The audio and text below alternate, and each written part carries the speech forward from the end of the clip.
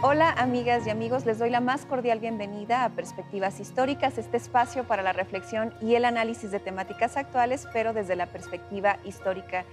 Estamos muy contentos y muy emocionados porque en esta temporada de Perspectivas Históricas nos vamos a ir a los espacios que nos hablan de la historia de nuestro país. Y bueno, el día de hoy estamos en el Museo Nacional de Historia, el famoso Castillo de Chapultepec, para hablar de su historia. Y bueno, saludo como cada semana a Felipe Ávila. Bienvenido. Gracias, Magali.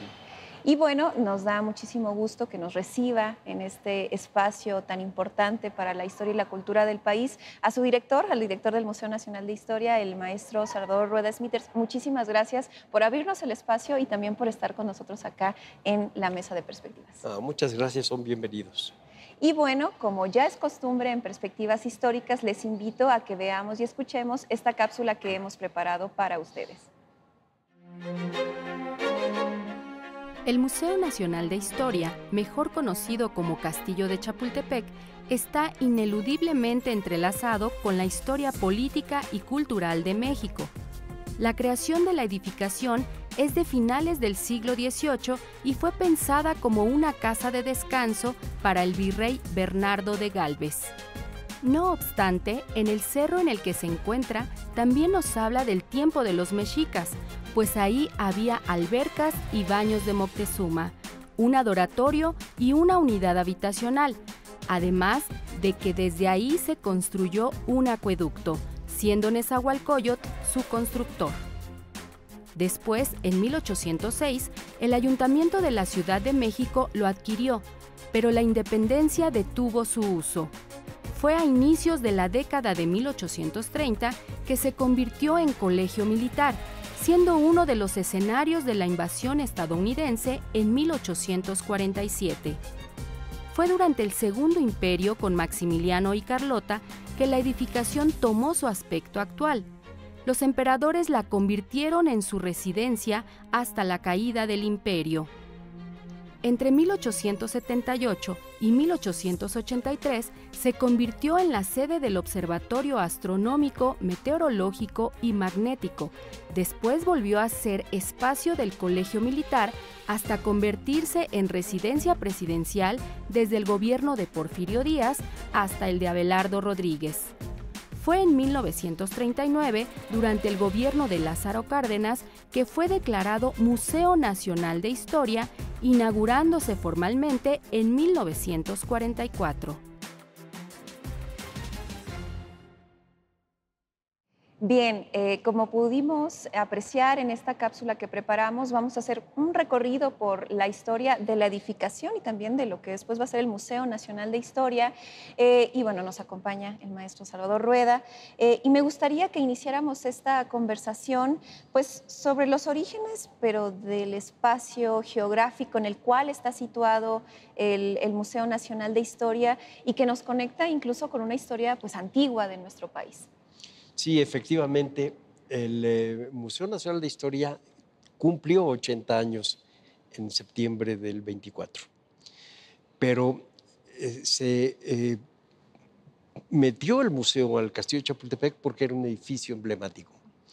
Y el Castillo de Chapultepec se construye después de una tragedia que pasa en la parte baja del cerro, que estalla en la fábrica de pólvora y vuela el Palacio Virreinal.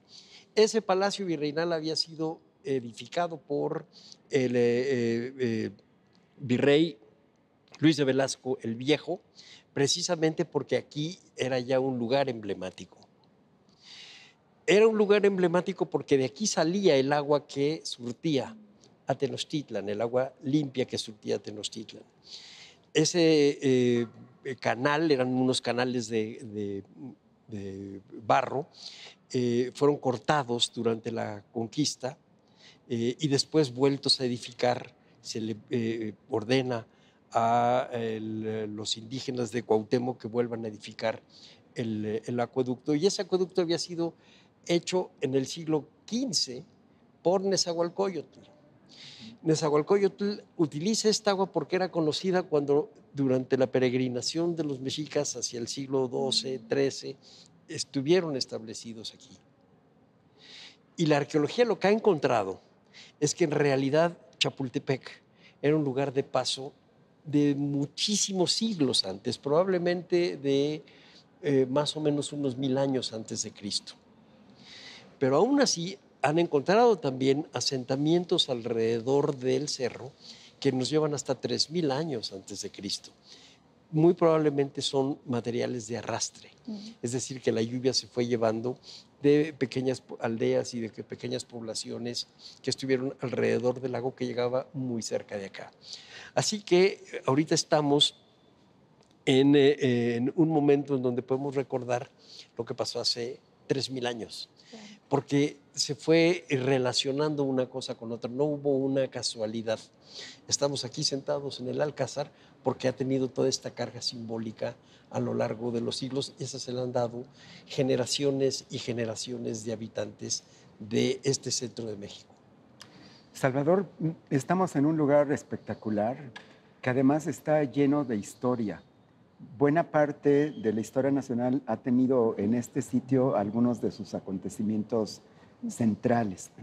Platícanos un poquito de la etapa colonial, cómo se fue concibiendo este espacio de descanso, de recreación, también como un receptáculo de agua limpia fundamental para la Ciudad de México ya en la etapa colonial. Y bueno, comencemos también a platicar un poquito del siglo XIX, que es tan rico en historia y que tiene aquí pues, uno de sus sitios emblemáticos. Sí, como no, trataré de ser sintético. En el siglo XV, Moctezuma I tenía aquí un lugar de ritual dedicado a Tlaloc. ¿Por qué? Porque este es un cerro, es el corazón de un volcán, y nos dice la arqueóloga Lourdes López que es un cerro llorón, porque efectivamente le sale el agua por todos lados. Y había un manantial grande, probablemente aquí abajo están todavía las cajas, que le llaman así, cajas de Moctezuma, y construyó en el siglo XVI, a mitad del siglo XVI, Luis de Velasco un palacio en este lugar, hizo un sitio de descanso y de recreo, incluso hacía corridas de toros, cuando casi no había toros, a veces traían búfalos de la zona de donde es usted, de Sonora, del norte, y hacía corridas de toros y torneos de caza, etc. Ese palacio siguió existiendo hasta el siglo XVIII, porque aprovechando la fuerza del agua, tenían un molino de pólvora aquí abajo y estalla y se vuela al palacio.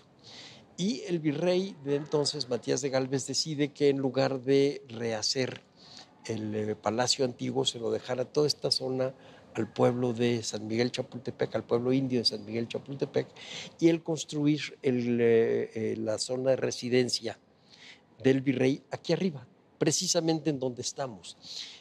El castillo original era nada más esta parte, el Alcázar, que se llamó desde entonces el Palacio de los Virreyes.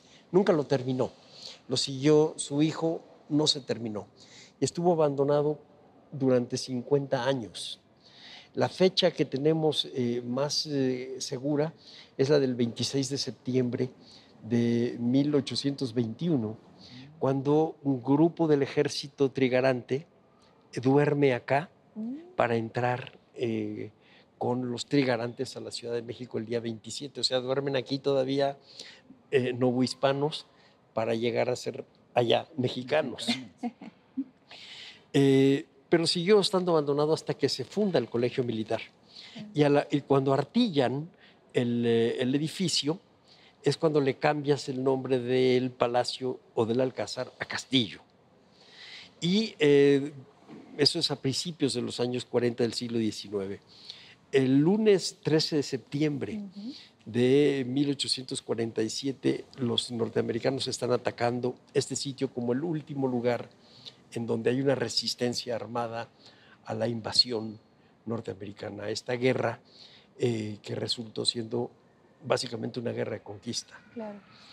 Y es aquí a donde los cadetes eran unos muchachos. No existía la palabra adolescente del siglo XIX, pero serían muchachos de secundaria y de preparatoria de hoy, que son conocidos como los niños héroes, eran 50, defienden su colegio, mueren los 6 que conocemos, y los otros son tomados prisioneros. Hacia 1850, durante el gobierno de Mariano Arista, hay un juicio político a todos los que participaron o no durante la guerra de intervención. ¿Qué fue lo que hicieron? Y cuando llegan a los cadetes de Chapultepec, dicen, ¿por qué se regresaron? Si eran unos muchachos, ya los habían dado a sus familias. ¿Por qué regresan? Por patriotismo. Y nace este espíritu de patriotismo moderno, nace con ellos. Antes existía, por supuesto, la palabra, pero una idea diferente, que tú conoces perfecto, Felipe, que era una idea más como la que conocemos del patriotismo criollo, como la diferenciación entre el mexicano con el otro, pero no el amor a la tierra y el amor a lo tuyo. En que lo potencia la invasión, ¿no? Lo potencia la invasión. Y por eso podemos entender el himno nacional y después las leyes de reforma que ajustan a quienes no participaron activamente, como la Iglesia, contra los americanos. Y Salvador, ya que estamos en el siglo XIX y nos llevaste por esta trayectoria, pues hay en la cultura popular, mucha gente viene al castillo de Chapultepec porque fue la residencia de los líderes del Imperio francés, ¿no? Carlota y Maximiliano. Háblanos un poquito de esta relación de estas dos figuras, de ese momento también tan particular en la historia de nuestro país y la relación con este espacio. Bueno, cuando ellos llegan en 1865, buscan un lugar también de descanso. Se buscaba lugar de descanso porque la Ciudad de México se inundaba. Entonces, entre abril y octubre, salían del Palacio Nacional para venir acá. Esta era una sede alterna del Palacio Nacional. Entonces, buscan este lugar y arquitectónicamente no les gustaba. Tenía la forma, digamos, de la arquitectura española, que es muy plana. Y entonces Maximiliano manda a hacer todos estos arcos que tenemos acá enfrente. No esto que tenemos aquí. Estas columnas, por ejemplo, ya fueron hechas en épocas del general Cárdenas. Eran estructuras mucho más simples que durante el gobierno de don Porfirio Díaz son de metal, muy a la manera de una terraza francesa. Como si tuvieran ustedes aquí la Torre Eiffel en chiquito. El jardín era un poco desordenado, no era el que había diseñado Maximiliano, pero aquí vivieron después de Maximiliano y Carlota todos los presidentes hasta Abelardo Rodríguez. Ahora, el recuerdo de Maximiliano y Carlota se queda, en primer lugar, porque fue el último intento de imperio. En segundo lugar, porque eran unos muchachos. Claro, sí. Y siempre queda un poco la idea romántica de un emperador y una emperatriz bailando por este lugar, etcétera, cuando realmente estuvieron muy poco tiempo, pero sí dejaron la idea de que tendría que ser la sede alterna del gobierno de México. Y eso está hasta 1934, cuando Lázaro Cárdenas lo pasa a lo que después se llamaría Los Pinos.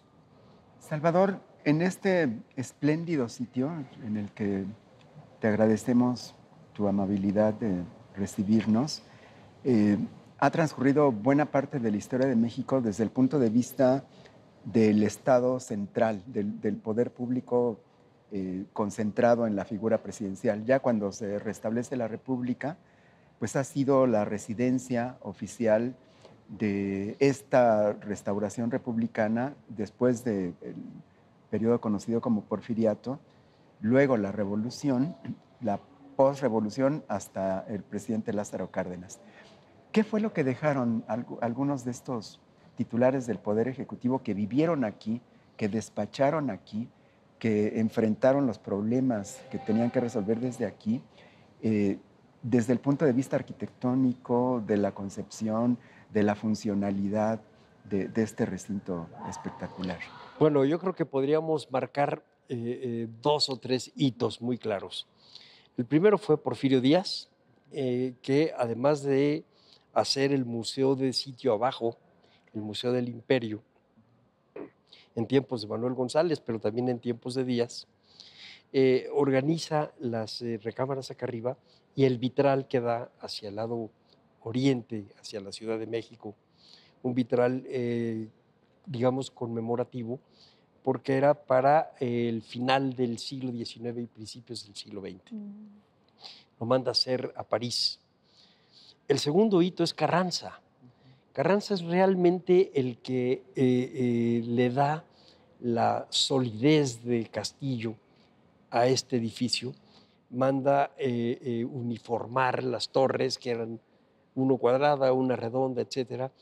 Quita el colegio militar, que había cerrado en 1914 con la derrota de los huertistas, y deja el edificio original, lo limpia las salas de abajo, hace este patio que vemos enfrente con el tipo de luminaria como la tenemos ahora. Casi nadie se acuerda que Carranza hizo eso. Después Álvaro Obregón, que hace todo el lado poniente, donde está la Fuente Grande, donde están los jardines, que era donde estaban los dormitorios del Colegio Militar. Y el último cambio se hizo cuando se arma el Museo Nacional de Historia, en donde hubo que adaptar las salas, la electricidad, todo, para que cupieran las 50 y tantas mil piezas que venían en aquella época del antiguo museo y las poco más de 100,000 que tenemos ahora. Y Salvador, hablando justamente ya de este momento, ¿no? del museo que en realidad tiene su fase como última con la decisión de Lázaro Cárdenas, ¿no? De convertirlo en eso, en un museo. Digamos, ¿cómo ha transitado ya la historia como tal del museo? Es decir, ya nos hablabas de un número de piezas, pero además, ¿qué otras funciones tiene el museo? ¿Cuántos visitantes reciben? Que creo que es un lugar como casi obligado para quien conoce la Ciudad de México conocer el famoso castillo de Chapultepec. Sí, además, para casi todos los niños de las escuelas, sí, claro. Los traen para acá. Uno siempre tiene recuerdos infantiles del castillo de Chapultepec y del Colegio de la Leyenda, de Juan Escutia, etcétera.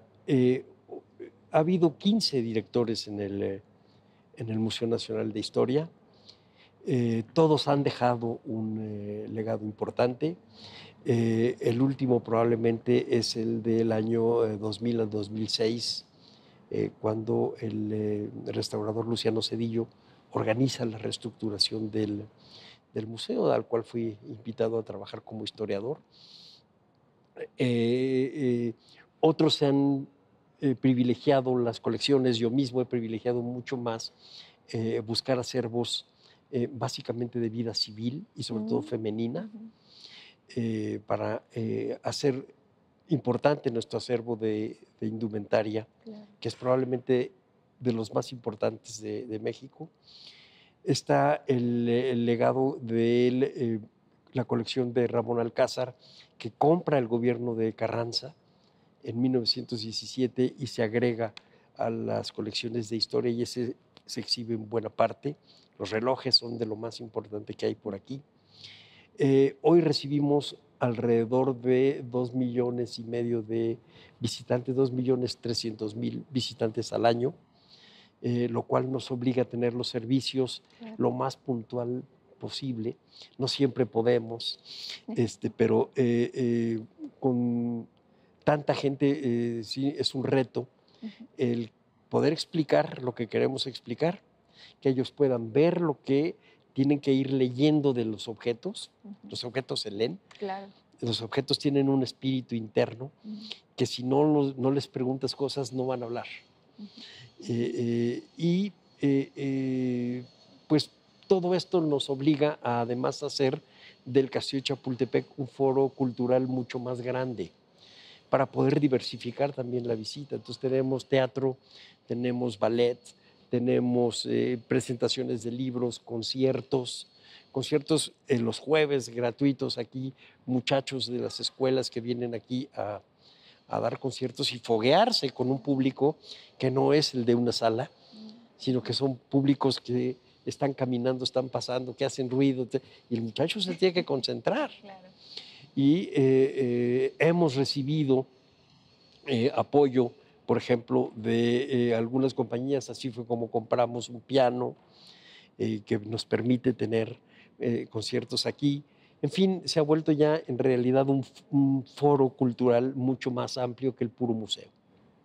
Y bueno, Salvador, finalmente para cerrar esta conversación tan rica y en este espacio tan maravilloso, pues una invitación que le hagas a quienes les gusta vernos en perspectivas históricas, pues para que visiten el museo, pero también que exploren su página de internet, sus colecciones, etcétera. Sí, tenemos 6 curadurías. Esas se pueden revisar en la página del museo. Se puede uno meter a la página del museo también para hacer tareas. Buenísimo. Las cédulas de los objetos y de las salas están en la página. Ya no se permite desde hace mucho tiempo que vengan los niños con sus cuadernos y apunten, Claro. porque entonces no veían, copiaban y no veían los objetos. Y ahora tienen que ver los objetos. Para hacer la tarea se tienen que meter a la página. Así se llama la sección, me lo dejaron de tarea. Pero también están las programaciones del museo. Y como todos los museos de México, está abierto de martes a domingo, de 9, en este caso de 9 a 5, de 9 de la mañana a 5 de la tarde. Pues te agradecemos muchísimo esta invitación, o sea que si estamos fuera de la Ciudad de México y venimos por alguna razón a la Ciudad de México, no dejemos de visitar este esplendoroso museo. Muchísimas gracias, Salvador, por recibirnos, recibir a Perspectivas Históricas, y bueno, les agradecemos su compañía y les esperamos en una próxima emisión de Perspectivas Históricas. Hasta pronto.